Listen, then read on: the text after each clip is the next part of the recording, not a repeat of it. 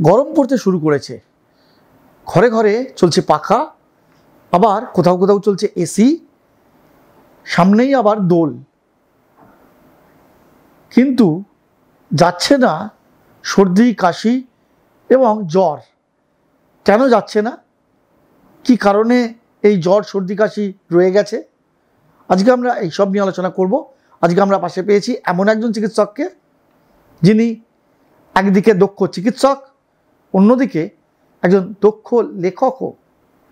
তিনি আর কেউ নন, come on fight এই বইয়ের লেখক এবং দক্ষ চিকিৎসক ডক্টর শুদ্ধসত্য চট্টোপাধ্যায় আজকে আমাদের অতিথি। নমস্কার, আমি ডাক্তার শুদ্ধসত্য চট্টোপাধ্যায়। আমি senior consultant, Apollo multi speciality হসপিটালে কাজ করি। আমার বিষয় মূলত বার্ধক্যজনিত সমস্যা, জয়েন্ট ডিজিজ বা রিউমাটোলজি এবং ডায়াবেটিস বা সুগার সংক্রান্ত সমস্যা। আজকের বিষয়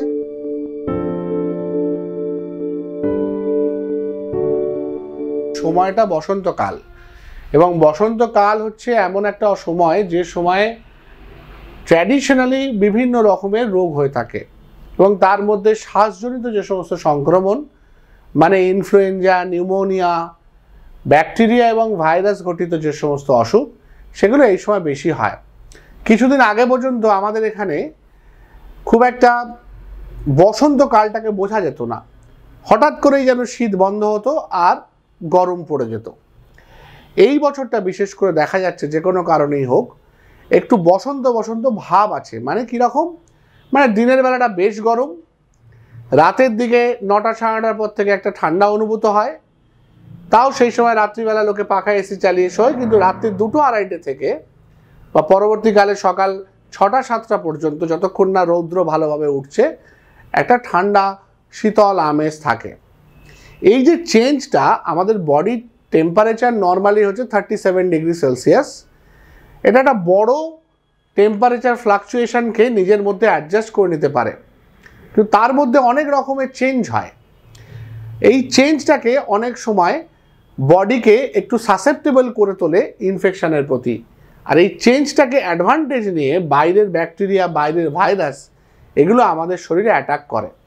এরা কিন্তু আমাদের নর্মাল শ্বাসনালীর আশেপাশেই ঘোরাফেরা করে। প্রতিটা শ্বাস নেওয়া এবং শ্বাস ছাড়ায় তারা ভেতরে আসে, বাইরে যায়। কিন্তু এই যে অ্যাডভান্টেজটা যেটা এরা পাচ্ছে এই তাপমাত্রার তারতম্যের জন্য, তখন সেটা আমাদের আঁকড়ে ধরে।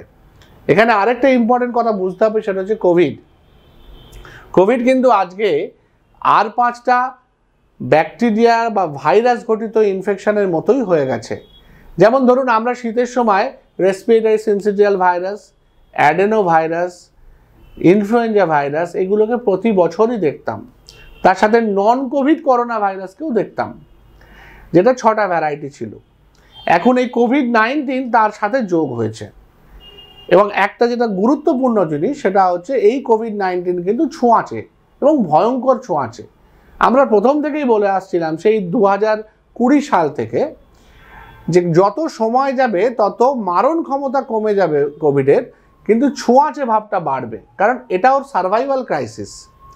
ও বাঁচতে চায়, এবং সেই বাঁচতে চাওয়ার জন্য ও নিজেকে ক্রমশ ছোঁয়াচে করছে। যত সময় যাবে সে আরও ছোঁয়াচে হবে, এবং একবার হওয়া মানে সারা শরীরে সমস্ত পরিবারের লোকজনকে ইনফেক্ট করবে, হয়তো সমস্ত পাড়াকে ইনফেক্ট করবে, কিন্তু সেটা মারণঘাতী হবে না।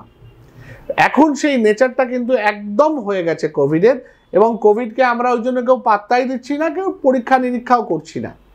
কিন্তু একটা জিনিস বুঝতে হবে, যে এই সময়টা বয়স্কদের জন্য এবং বাচ্চাদের জন্য একটু সতর্কতা প্রয়োজন, এবং এই সিজনাল সর্দি কাশি লেগে থাকার একটা চান্স রয়েছে।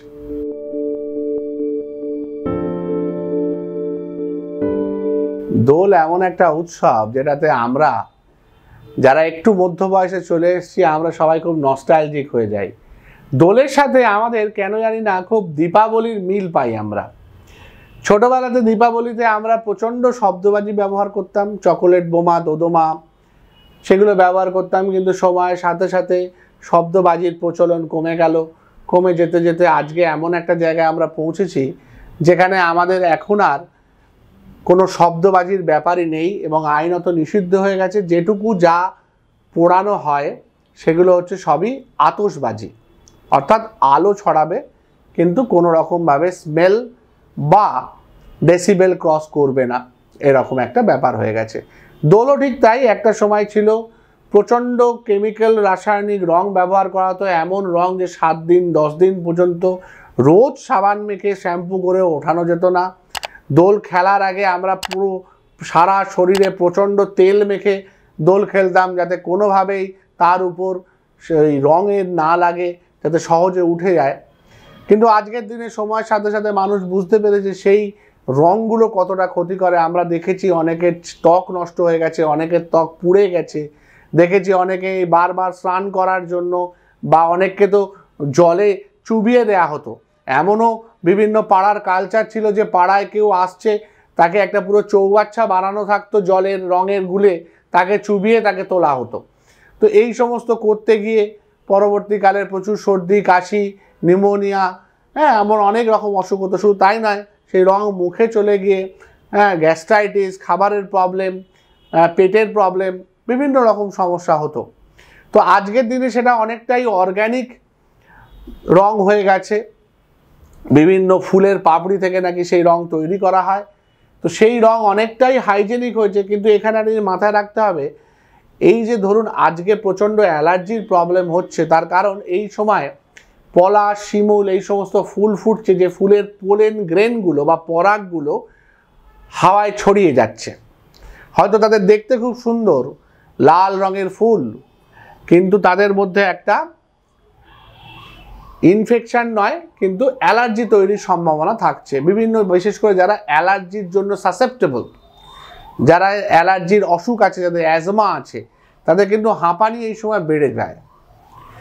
তো ঠিক সেই রকম এই যে রঙের গুঁড়োগুলো, এগুলো হয়তো অর্গ্যানিক, কিন্তু এগুলো নাকে মুখে ঢুকলে কিন্তু বিভিন্ন রকমের অ্যালার্জেন হিসেবে অ্যালার্জিকে বাড়াতে পারে, অ্যাজমা করতে পারে।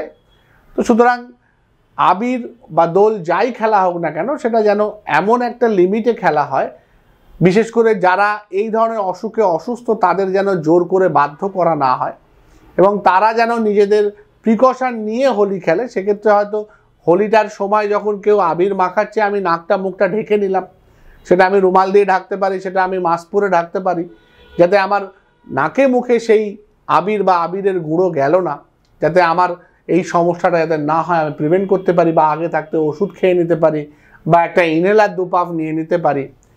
দোল আমাদের উৎসব, সুতরাং সম্পূর্ণ সেটাকে আটকানো যাবে না।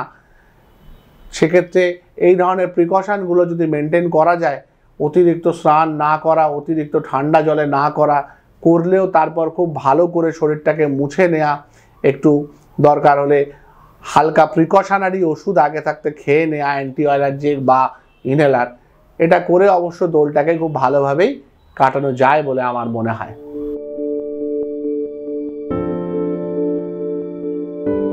যে কোনো রেসপিরেটরি ট্র্যাক ইনফেকশন, মানে শ্বাসের যে সমস্ত সমস্যা, বা আপার রেসপিরেটরি ট্র্যাকের মানে সর্দি কাশি, জ্বর, গলা ব্যথা এবং হাঁচি কাশি, এগুলোর জন্য আমাদের 3 দিন অপেক্ষা করতে হয়। প্রথমে শুধুমাত্র কিছু স্ট্যান্ডার্ড ওষুধ, যেমন জ্বর হলে প্যারাসিটামল, সর্দি কাশি হলে সেট্রিজিন বা H1 অ্যান্টাগনিস্ট যেগুলোকে আমরা বলি অ্যান্টিহিস্টামিনিক্স, সেগুলো, এবং তার সাথে ভিটামিন বি কমপ্লেক্স আর সি। 5 দিন পর বা যদি দেখা যায় যে কফের রং হলদেটে হয়ে গেছে, শ্বাসকষ্ট হচ্ছে, সেক্ষেত্রে অ্যান্টিবায়োটিক শুরু করা। 3 দিনের পর ডাক্তারি পরামর্শ নেওয়া, ডাক্তার যদি মনে করেন কিছু পরীক্ষা করতে, সেক্ষেত্রে পরীক্ষা করা।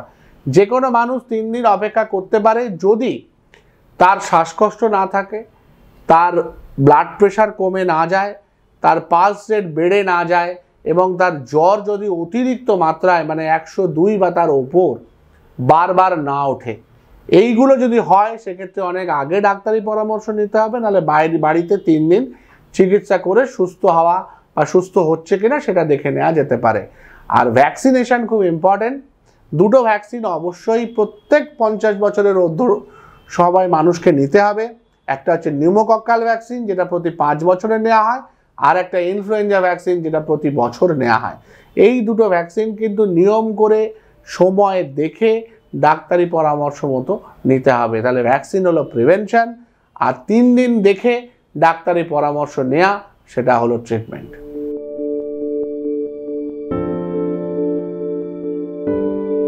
আজ থেকে কিছুদিন আগে পর্যন্ত রুলস ছিল যে 5 বছর বয়সের নিচেতে এবং 50 বছরের উপরে সাধারণ মানুষের ক্ষেত্রে, আর যারা কিছু কোমরবিডিটিতে ভোগেন, যেমন যাদের ডায়াবেটিস আছে, ক্যান্সার আছে, কিছু হার্টের অসুখ আছে, যেমন যাদের ভালভ রিপ্লেসমেন্ট হয়ে আছে, যাদের কিডনি ট্রান্সপ্লান্ট বা লিভার ট্রান্সপ্লান্ট বা হার্ট ট্রান্সপ্লান্ট হয়ে আছে, এই সমস্ত পেশেন্টের যে কোনো বয়সেই এরা এই দুটি ভ্যাকসিন নিতে পারত। এখন জাস্ট 2 দিন হয়েছে, 2 মাস হয়েছে সম্ভবত, গাইডলাইন অনুযায়ী যে কোনো বয়সের মানুষের 5 বছর ছাড়া নিউমোকক্কাল ভ্যাকসিন এবং প্রতি বছর ইনফ্লুয়েঞ্জা ভ্যাকসিন নেওয়া প্রায় কম্পালসারি হতে চলেছে। এবং খুব শীঘ্রই একটা দিন আসছে, যেটা হয়তো 1-2 বছরের মধ্যেই হবে, যে এটা ন্যাশনাল ইমিউনাইজেশন শিডিউল বা রাষ্ট্রীয় টিকাকরণ যে আমাদের যে নর্মাল প্রক্রিয়া আছে তার মধ্যে এটাকে ইনক্লুড করে নেওয়া হবে।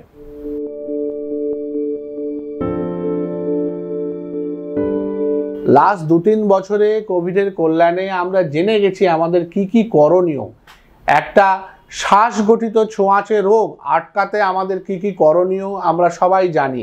যেমন আমরা ডেঙ্গুর সময় জেনেছিলাম যে ডেঙ্গু হলে কি করতে হয়, প্রিভেনশন কি কি আছে। এগুলো কিন্তু আমাদের নিয়মিত বিভিন্ন নিউজ পত্রিকাতে দেখানো হয়েছে, ডাক্তারবাবুরা বলেছেন, সোশ্যাল মিডিয়ার কল্যাণে সমস্ত ক্ষেত্রে পাওয়া যায়, ইউটিউবেও যেরকম পাওয়া যায়, ফেসবুক বা অন্যান্য মিডিয়াতেও সেগুলো পাওয়া যায়। কিন্তু আমরা সবই জানি, সবই পড়ি, কিন্তু মানি না। যে বেসিক প্রিকশনগুলো আছে, যতটা সম্ভব হাইজিন মেনটেন করা, হাঁচি কাশি হলে নিজেকে আইসোলেট রাখা, সম্ভব হলে মাস্ক পরা, বারবার হাত ধোয়া, বিভিন্ন জায়গায় যখন আমরা হাত রাখছি তখন সেটাকে স্যানিটাইজ করে নেওয়া, সাবান দিয়ে ধুয়ে নেওয়া, ঈষৎ উষ্ণ গরম জলে চান করা, দোল টোল খেলার পর যতটা সম্ভব ঈষৎ উষ্ণ গরম জলে স্নান করে নিজেকে একটুখানি গরম পরিবেশে রাখা বা উষ্ণ পরিবেশে রাখা, যাতে কোনোভাবে ঠান্ডা না হয়। তার সাথে জ্বরজারি হলে যত তাড়াতাড়ি সম্ভব চিকিৎসকের পরামর্শ নেওয়া, চিকিৎসা শুরু করা, ইনিশিয়ালি অ্যান্টি অ্যালার্জিক ভিটামিন, তারপর দরকার হলে অ্যান্টিবায়োটিক নেওয়া, অবশ্যই ডাক্তারি পরামর্শ নিয়ে। এইটুকু সামান্য কিছু প্রিকশন মেনে চললেই কিন্তু আমরা বড় বড় অসুখ থেকে নিজেদেরকে প্রিভেন্ট করতে পারি। ভালো থাকবেন, সুস্থ থাকবেন, দোল খুব ভালোভাবে এনজয় করুন। অসংখ্য ধন্যবাদ ডক্টর শুদ্ধসত্য চট্টোপাধ্যায়কে আমাদের সময় দেওয়ার জন্য। আমার আরও এরকম ডাক্তারি এবং ডাক্তারির বাইরে সামাজিক পরামর্শ যদি পেতে চান, দেখতে থাকুন মেডিটিভস চ্যানেল। ভিডিওটি ভালো লাগলে অবশ্যই একটি লাইক দিন এবং শেয়ার করুন এই ভিডিওটি, কারণ আপনার শেয়ার করা এই ভিডিওটি হয়তো আরেকজনের উপকারে আসতে পারে। আর হ্যাঁ, যারা মেডিটিভস এই মেডিকেল রিলেটেড চ্যানেলটিকে এখনও সাবস্ক্রাইব করেননি, তারা তাড়াতাড়ি সাবস্ক্রাইব করে নিন আমাদের এই চ্যানেলটিকে এবং পাশে থাকা বেল আইকনটিকে প্রেস করে দিয়ে অল বাটনটিকে ক্লিক করে দিন, যাতে নতুন ভিডিও আপলোড করলেই তার নোটিফিকেশন পেয়ে যান আপনারা।